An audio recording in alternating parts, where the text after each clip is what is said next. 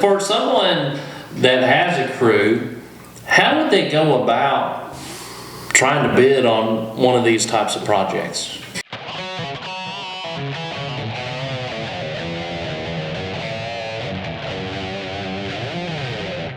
What is going on, guys? Chris Work here on the Profit Dig Construction Show. I'm joined this evening by Jeff Gibbons. Hey. What's going on? Jeff Spencer. And we have a special guest tonight, Scott Miller of the Dickson County Water Authority. It's Miller time. It's Miller time. That's right. That's right. Yeah, Scott. It's always Miller time when I'm around. Well, that's right. Damn right. Yeah. In fact, this episode is sponsored by Miller Lite. Actually, it is not. But if the Miller Brewing Company would like to give us a call, we are available. Reach out to us at info@profitdig.com. All right. Just think about all that airtime. No joke. No joke. All the free sponsorship we've given you over the years. But yeah. Well, Scott, man, look, we certainly appreciate you giving us your time this evening. Thanks I know for having you got all kinds of things you could be doing, and you elected to spend it with us, and we're very gracious. My privilege. Yeah. It's a privilege for sure. Yeah. Yeah. Privilege for me as well. Well, fantastic. So, I was thinking, Scott, we do a lot of content, videos and articles around the construction industry. Obviously we've got Jeff here, so we try to pick his brain as much as possible. Sure. It's been picked out. You about done all you can do. There's not a lot of brain left. So we're glad you're here with us. We're limited supply. Yeah. Now, I'm curious to know, we talked earlier about, putting in new lines, putting in expansion, especially if a new business is coming, you have to prepare for that. Infrastructure, expansion. So when it comes to these types of projects, a large part of our audience are smaller construction companies. Maybe they've got a small crew, or they're just really getting started out. Some of them maybe are more experienced as well. We love everybody that watches the videos. Right. But for someone that has a crew, how would they go about trying to bid on one of these types of projects? So, of course, you got to depending on the size of the job, your bonding requirements. So bonding. License as well as that too. Okay. Of course, we go through all the proper procedures of licensing, bonding, drug-free workplace. You have come in there because all this stuff. I mean, there's some type of Iran terrorist act you have to sign now in a contract. So. But just if there's a smaller company, we don't do a lot of this just a small work. Now we let what we call an annual contract to lay some normal size 6-inch water line and some sewer repairs and different things. We try to do that annually. And so instead of on a per project level, correct. You say we're going to work with you guys this year and next year reevaluate. Yes. So if we have customers that come in and they want to extend a water line down a county road, we don't want to keep them from doing it. But as busy and as much growth as we've had, we haven't been able to keep up with extending those lines ourselves. So we just do an annual contract. It's a labor only contract, and it seems to be working pretty good. So just shoot us some references and shoot us an email. Let us know you're interested in doing some stuff, and we'll be glad to consider you for anything. Y'all probably have like a pre-qualification too, don't you? Yeah, references mean a lot on the pre-qualification part of it. Hey, have you ever laid any 6-inch water line before? Just because you put in a septic tank, and run a 3/4-inch line from the meter to the house, you got to be able to. We've run into that from time to time with people that's got in the construction business really hadn't their expertise. Their expertise not laying 6-inch water pipes. Especially when you get in town. Especially when you get in town, start dealing with the public and traffic and things of that sort. I mean, it's a different beast, to be set up to do that kind of work. Yeah, but the point is that you have given smaller companies an opportunity. Absolutely. We have a list of bidders, local bidders around here. Anytime we do any jobs, Jeff and them's not going to build a water plant. You know, so probably, you know, wouldn't invite him to do that, but, Yeah. I mean, there's contractors out there that are, but anytime we have any type of job that, I mean, we'll invite as many bidders as we can. I mean, we want as many bids as we can and get the best price and best bang for our buck, so. That's awesome. Now, like when you put out those bids and or you put out the request for bids and you get the bids back, are there any sort of, I don't know, advantages other than just kind of like their calculations, like the presentation of those bids? None of that takes, as long as they have the required information and they have the references and they go through all the background checks and all that, they're in the running. Absolutely. And they can be all the way up, you know, I'm not stepping in, but No, go ahead. all the way up to the bid process, you know, then whenever the water authority, whoever is reviewing the documents, might find out this contractor ain't qualified to do this scope of work. They was able to obtain a bid package and bid on the work, but when it boils down to it, they're just not qualified to do it. Yeah. Sure. And they reserve all rights to accept or withdraw any bid they see. Yeah. We normally take the low bid. I mean, but we don't have to. I mean, we waive the right to refuse. We can waive a formality. You know, if you don't write your contractor's license number on the outside of the envelope. I mean, at the end of the day, who really cares about that? Yeah. You know what I'm saying? Right. As long as you've got a contractor's license and it's up to date, that's what we care about. Yeah. Sure. Although you might be doing a contractor a favor by disqualifying their bid or something, just possible. based on, you It's know, possible. you may have saved them. We want, this is my standpoint, I think it's the water authority. We want to produce jobs that are appealing, that contractors want to come in. And here's one thing that I will tell you that the water authority does, is we pay on time and quick. Our board meets the second Monday of every month. And the Tuesday following that, after those invoices are approved, the Tuesday, Wednesday, or Thursday following that, checks are cut. It doesn't matter if it's a grant and we're waiting 3 months to get our money. We will pay that contractor and we'll wait for the reimbursement. We pride ourselves in being someone good to work with, a utility good to work with. We want these contractors, we do not want them to lose money. Right. Now, we Want them to come back and work for us again. Yeah. And we want to pay them, when they're at the end of that month, the work that they've done, we owe them for it. The And we wanna pay contractor them. I worked for before the one I do now, we actually had a contract with the water authority.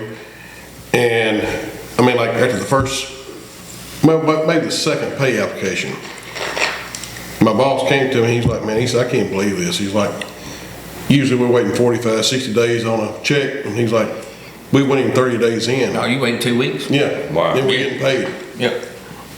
We pride. It was like that every time, every draw. And it was We- like a 6-7 month job. Yeah, we pride ourselves That's awesome. in prompt paying and all. So, I mean, we feel like we're really good to work with.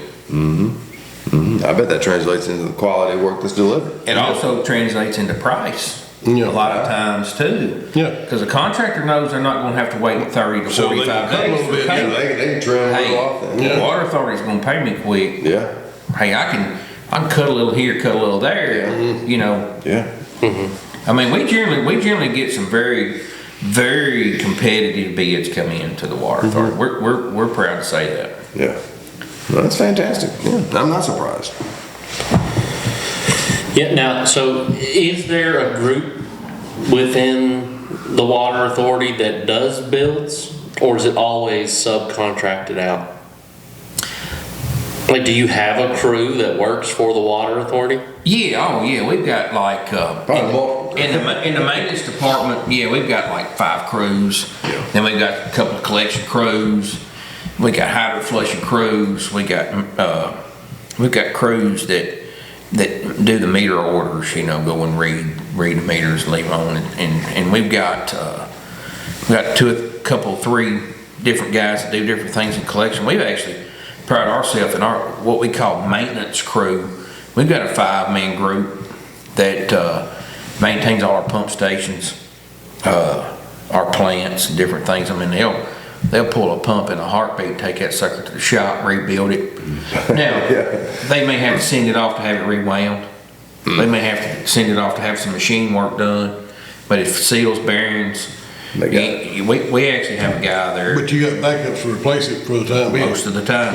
Well, like I was talking about earlier, you can't just have one, you got to have two. Yeah. You can't just have three, you got, two, you got to have three. Yeah. So a lot of times, but we do try to stock a lot of replacement parts for emergencies. I mean, our goal is to maintain service for our customers. Clean drinking potable water and going good back, stewards of our.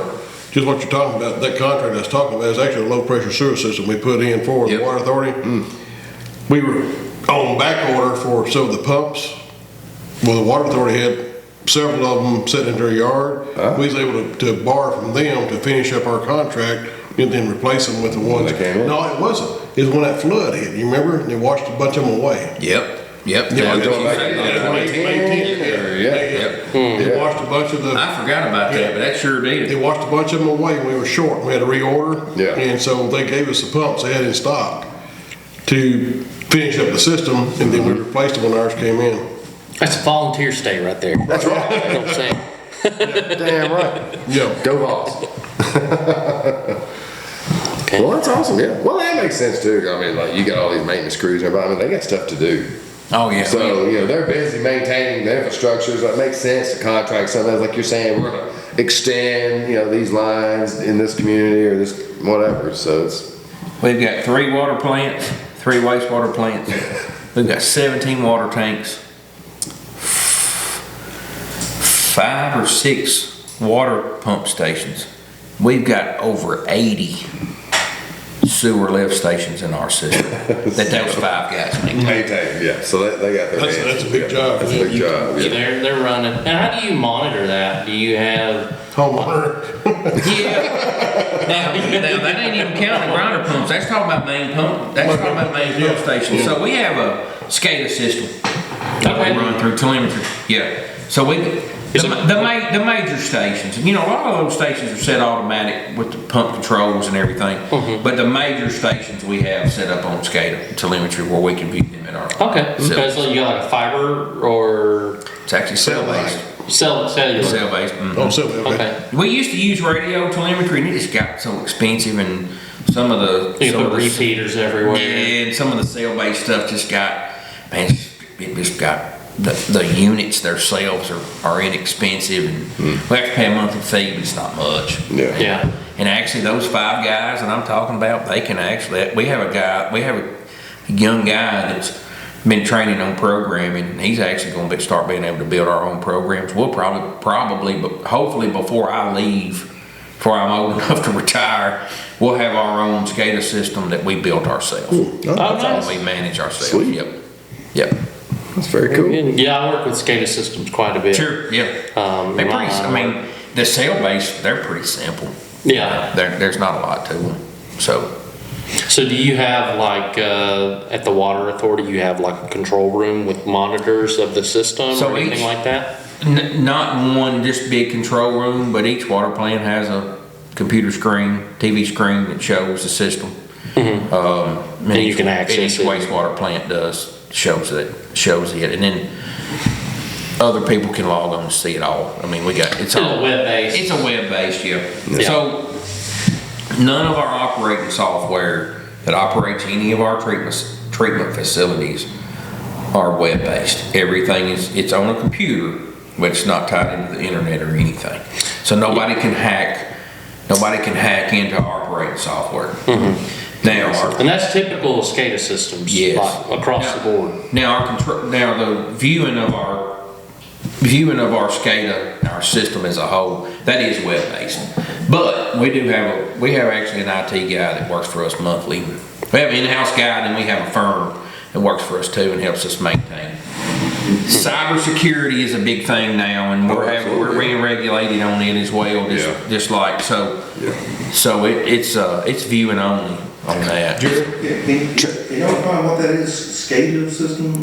SCADA system, it's like system control for automation. I have to look it up, but Basically, it's where we can sit in here and we can see what we got out in the system and see what's going on. I can't think. Depending on the system, it could just be reporting data, or you could have control functions as well, where you could turn on a pump or turn off a pump.